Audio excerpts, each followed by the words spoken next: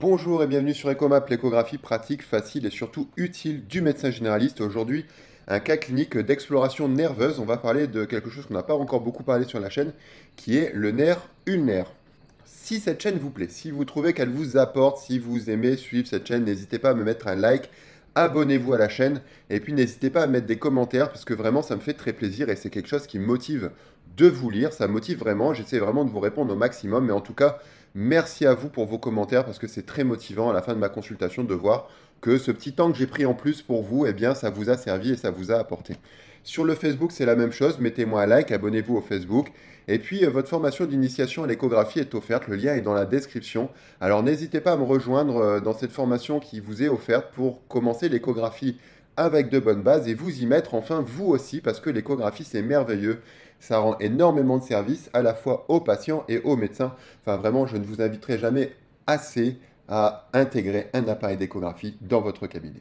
Donc aujourd'hui, on va parler du cas d'une patiente de 51 ans qui m'est adressée par une collègue du cabinet. On travaille à plusieurs dans le même cabinet. Et elle m'est adressée par une collègue pour rechercher si ça pourrait pas être un syndrome du canal carpien. Mais moi, j'aime bien réexaminer un tout petit peu mes patients avant de leur faire l'échographie parce que je trouve vraiment que la clinique est indissociable de l'échographie et qu'avoir un examen clinique fourni va beaucoup améliorer la précision diagnostique de l'échographie et c'est ce qu'on devrait tous faire et à chaque fois prendre ce temps. Et très clairement, l'engourdissement présenté par cette patiente touchait les deux derniers doigts de la main et l'avant-bras et ça remontait jusqu'au coude et elle me décrivait des sensations de gêne au niveau du coude et très clairement, ça m'évoquait pas vraiment un canal carpien et j'ai eu envie d'aller rechercher finalement plutôt une lésion du nerf ulnaire au niveau du coude, une compression. Et vous allez voir que l'échographie va nous apporter pas mal d'infos et qu'on va pas être déçu par le voyage.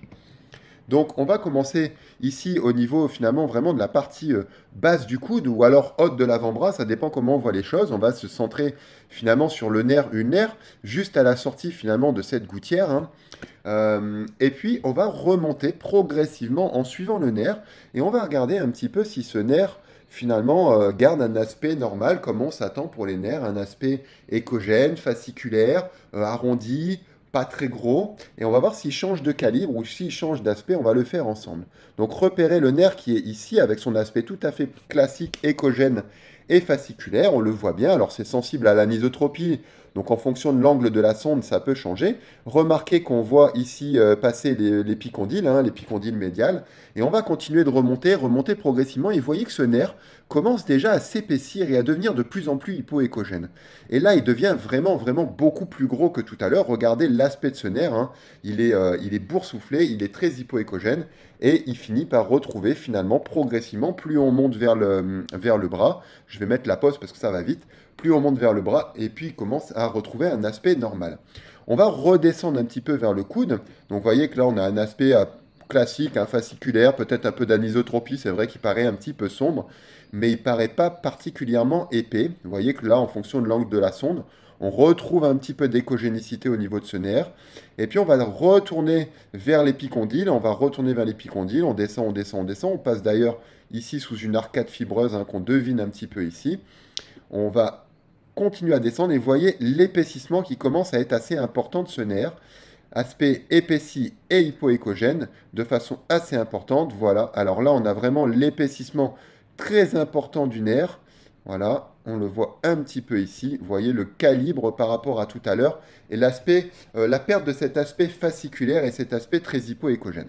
Alors on a une seule coupe, je vous relance parce que c'est quand même beaucoup plus facile en vidéo de voir l'évolution. On remonte cette fois-ci vers le bras, hein. Suivez bien le nerf qui est ici, vous avez dû normalement le repérer, vous suivez bien le nerf et essayez de repérer par vous-même le changement de calibre, le changement d'échogénicité et la disparition de l'aspect fasciculaire. C'est absolument essentiel. Quand on scanne des nerfs, c'est vraiment la sémiologie vraiment de base d'un nerf, hein. Vous voyez, on est au niveau finalement ici de la gouttière, hein, de la gouttière épitrocléenne. Alors ce nerf, quand on l'aligne cette fois-ci dans le sens de la sonde, eh bien on voit très bien qu'il a un aspect tout à fait pathologique. Il est épais, il est fusiforme, il est hypoéchogène, voire même presque anéchogène. On ne devine absolument pas les fasciculations au sein de ce nerf. Normalement, les fasciculations au sein du nerf, on les voit très très bien, hein. Exactement comme quand on scanne un tendon, on ne peut pas les rater. Là, ici, on a une sorte, un petit peu de paquet hypoéchogène assez mal défini. On va le voir un petit peu en dynamique que ça donne. Donc là, on a des masses musculaires. Et on va essayer de repérer ce nerf. Alors c'est toujours un petit peu difficile de s'aligner puisque ça tourne. Ça n'a pas toujours un aspect parfaitement linéaire. Et on va, une fois qu'on va l'avoir trouvé, on va regarder un petit peu si on peut deviner ce changement de diamètre, ce changement d'aspect. Alors notre nerf, il est là, il est en superficie ici. Alors voilà, on commence à l'attraper ici. Vous voyez bien l'aspect très hypoécogène, épais, mal défini. On a même un peu de mal à se dire, est-ce que finalement c'est encore vraiment le nerf? Est-ce que finalement on ne serait pas en train de se tromper de structure? Eh bien si, c'est ce nerf qui, par l'effet d'une compression, va prendre cet aspect tout à fait typique, cet aspect lésionnel, cet aspect pathologique. Là, on le voit très bien. On pourrait presque penser ici finalement à un schwannome hein, au niveau du nerf avec un diamètre épais. Ce ne sera pas le cas ici au niveau du diagnostic. Vous voyez le nerf normal qui commence à devenir hypoécogène de plus en plus et qui change vraiment de forme à cause de la compression au moment du passage dans ce tunnel. Voyez ici, sur cette coupe, là j'ai assez bien aligné. On voit le nerf ici qu'on arrive à suivre. Vous voyez, le calibre n'est pas très important hein, de ce nerf. On devine quand même assez bien l'aspect fasciculaire du nerf jusqu'à ce qu'on arrive ici, au niveau du relief osseux, comme par hasard, et que l'aspect devienne vraiment très épais, très hypoécogène et vraiment très changeant.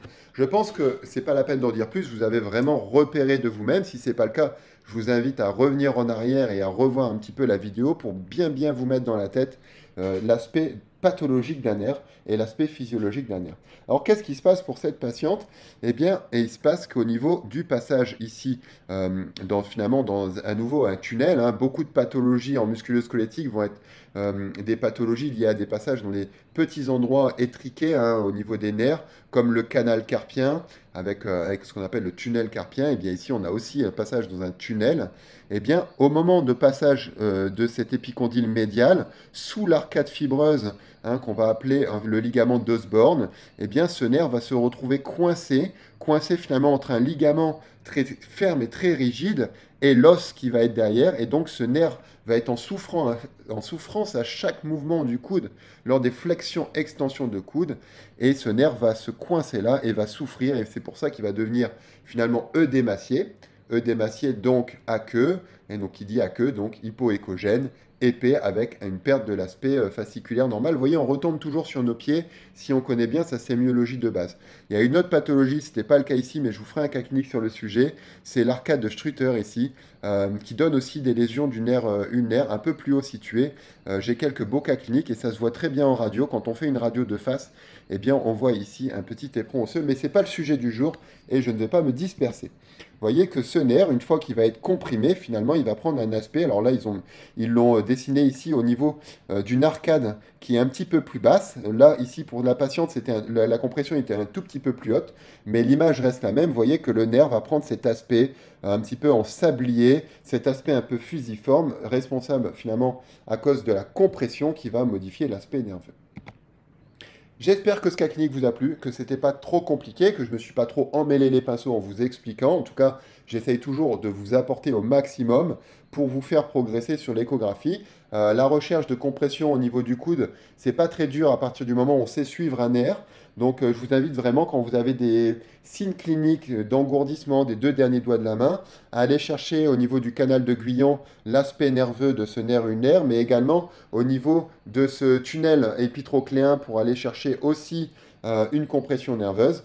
Si ça vous plaît, n'hésitez pas à me mettre un like, à vous abonner à la chaîne, à me mettre un commentaire si vous êtes content ou si simplement vous avez des questions. La même chose sur le Facebook. Et puis vraiment, suivez cette formation d'initiation qui vous est offerte. Le lien est dans la description. Et commencez l'échographie avec de bonnes bases et mettez-vous vraiment une fois pour toutes à l'échographie. À très bientôt sur EchoMap. Bye bye.